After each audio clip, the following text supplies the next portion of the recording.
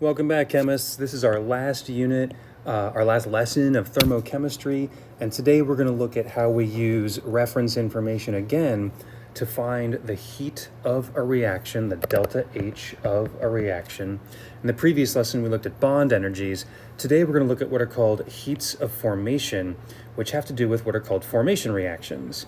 So a formation reaction shows the production of 1 mole of a compound from elements in their standard state. So here's an example of a couple of formation reactions. Make a note, the product is always a compound. The reactants are always elements and they are in their standard state. So this is elemental sodium and elemental chlorine making the compound sodium chloride. Here's elemental carbon and elemental hydrogen and elemental oxygen making the compound C2H6O. This is the one time we frequently see fractions in our reactions because we force the product side to have a coefficient of 1 every single time. And these have tabulated values, these heats of formation values, which you can get from a variety of places. Here's a handful more that we'll use momentarily. First, let's make sure we understand how this works. What does the formation reaction look like for each of these substances? Well, I always start by writing the product first. So here's C2H5O, C2H5 liquid, and I want to form one of these from the elements that I see, carbon, hydrogen, and oxygen. So elemental carbon is just solid, probably graphite. Elemental oxygen is diatomic, as is hydrogen. Hydrogen is diatomic, and that's in the gas phase. And then elemental oxygen is also diatomic in the gas phase. Now, how do I force this to balance so that my coefficient is 1 over here? Well, there's a total of 4 carbons in the product, so that's easy, just put a 4. I need 5 times 2, 10 hydrogens total on the right-hand side. I only need 1 oxygen, and if I'm starting with O2, that means I need to put a coefficient of 1/2 in front of that oxygen.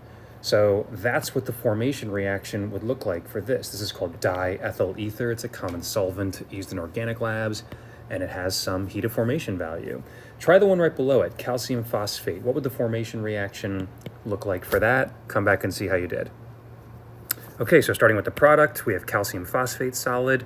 How do I form this? Well, there's elemental calcium, which is a solid. There's elemental phosphorus. Now, phosphorus is interesting. Its elemental state is actually tetraatomic. There's little P4 molecules out there. Go back to our first unit, you'll see that that exists like that. There's polymeric phosphorus as well, but molecules of phosphorus are like P4 molecules.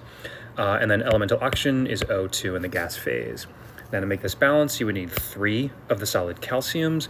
You would need you would need a half of the elemental phosphorus because I want a total of 2 phosphorus atoms. So 1/2 of a P4 molecule is how you get that.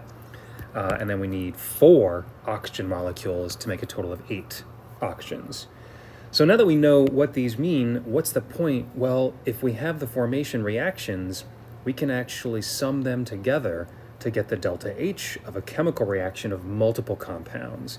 It's using this formula, the sum of the heats of formations of all the products times how many moles of each you have, minus the sum of all the heats of formation for the reactants times each one the moles of how many reactants that you have. Let me show you an example and you see what I mean. Here's the reaction of ammonia and oxygen to make nitrogen dioxide and liquid water. And each of these things has a formation value as long as it's a compound. And I'm just going to copy what I see in this table over here underneath each chemical substance. So ammonia's heat of formation value is negative 46 kilojoules per mole. Oxygen is already an element. It does not have a heat of formation. Oxygen is an element and it's specifically in its standard state. If it wasn't in its standard state, it would not have a 0 value. But elements in their standard state have a value of 0 for their heat of formation. NO2's value is 34 and water's as a liquid is negative 286.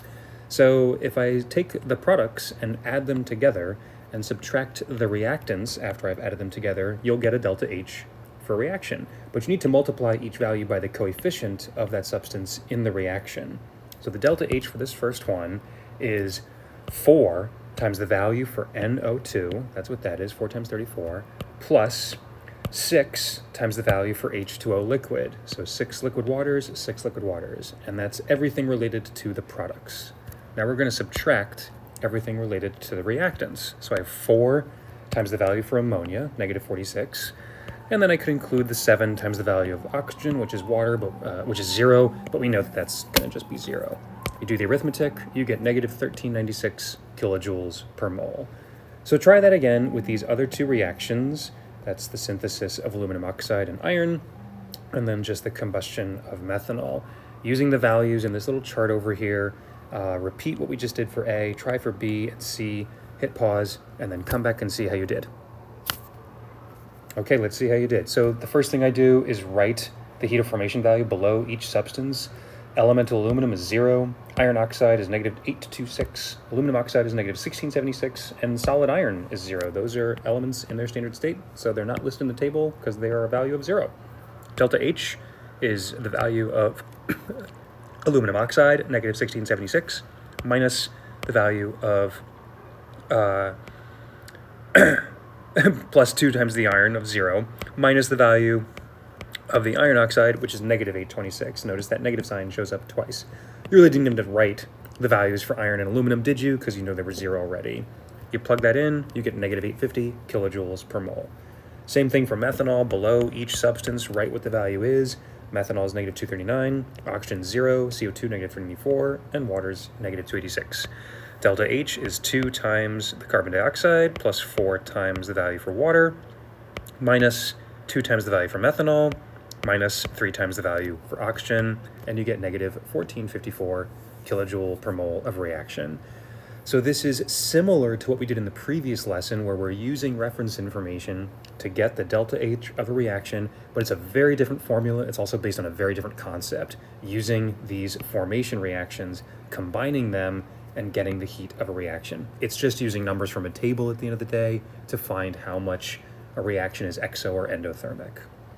Lastly, in this lesson, we're also going to combine some reference reactions.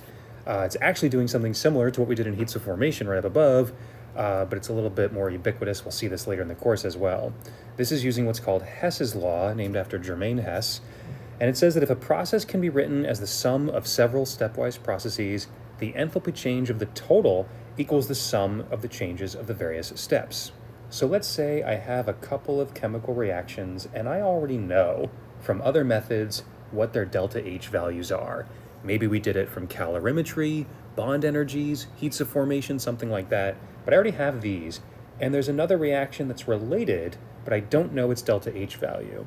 Well, these are actually written in such a way, I hope you can tell, that if you simply sum the 2 reference reactions, you get the third one at the bottom, because the iron chloride here cancels with the iron chloride here. A product on one side can cancel with the reactant on another reaction, and you're left with an iron becoming an iron 3 chloride by combining it with 1.5 chlorines, Cl2s, which means I just add the delta H values. I'm effectively multiplying each one by 1 because we're going to keep them and then add them together.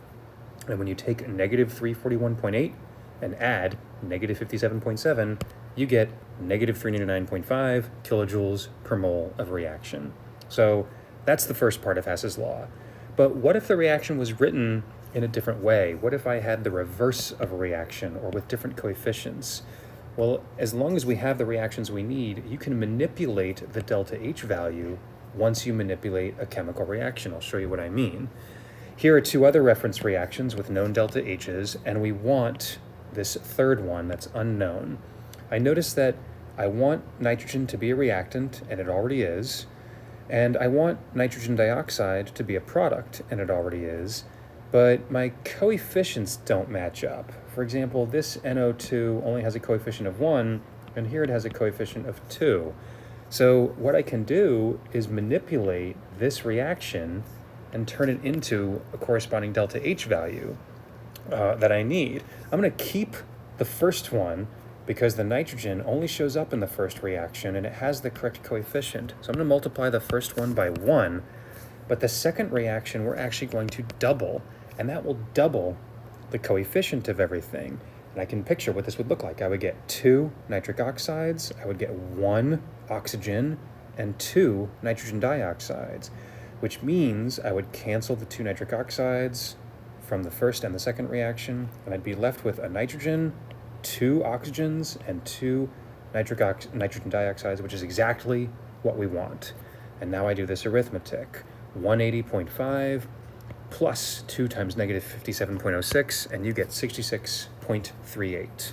Just to prove it, we can even write the reactions out and show what happens. I keep the first one, N2 plus O2 makes 2NO.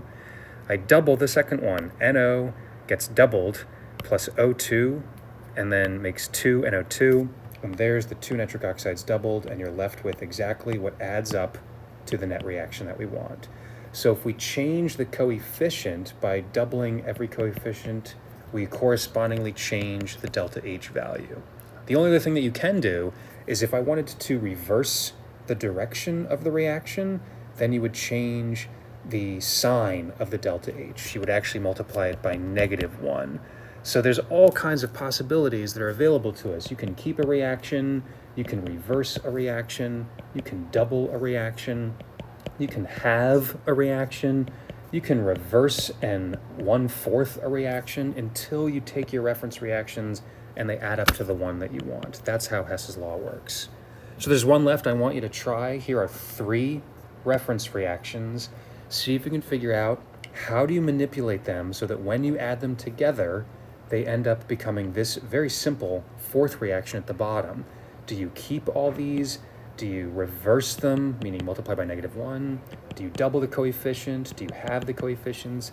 And then if you think you figured it out, do the math correspondingly with the delta H values and get the final delta H. Okay, let's see how you did. So looking at the net reaction that I want, let's look at each species one at a time and figure out where they show up above and what we have to do to them. So I want a CLF molecule.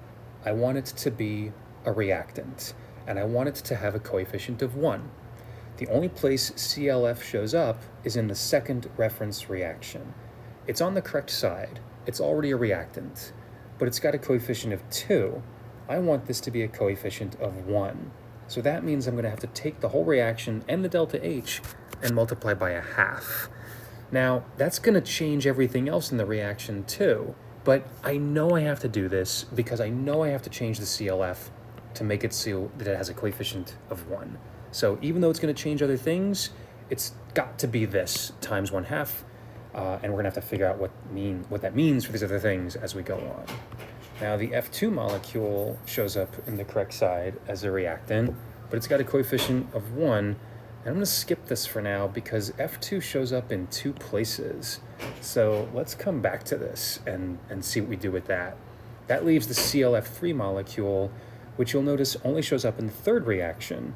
It's got the correct coefficient, but I want it to be on the other side of the reaction. So that means I have to reverse this reaction, which means I have to multiply that 3rd delta H value by -1.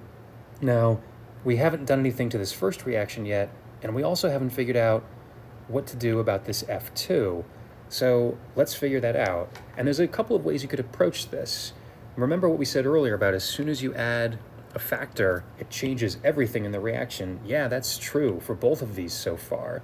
Let's look at something that actually doesn't show up in the net reaction. That means it has to cancel in our reference reactions, like the Cl2O molecule, for example. That shows up in the second 2 reactions. And if I look at that, it does work out. I have 1/2 of a Cl2O after I multiply this, and then this one goes to the other side. So they will cancel each other out in the end. How about the OF2 molecule? Well, after multiplying this by 1/2, there's going to be 1/2 of them, and I want none of them in the final reaction. So how do I cancel this 1/2 OF2?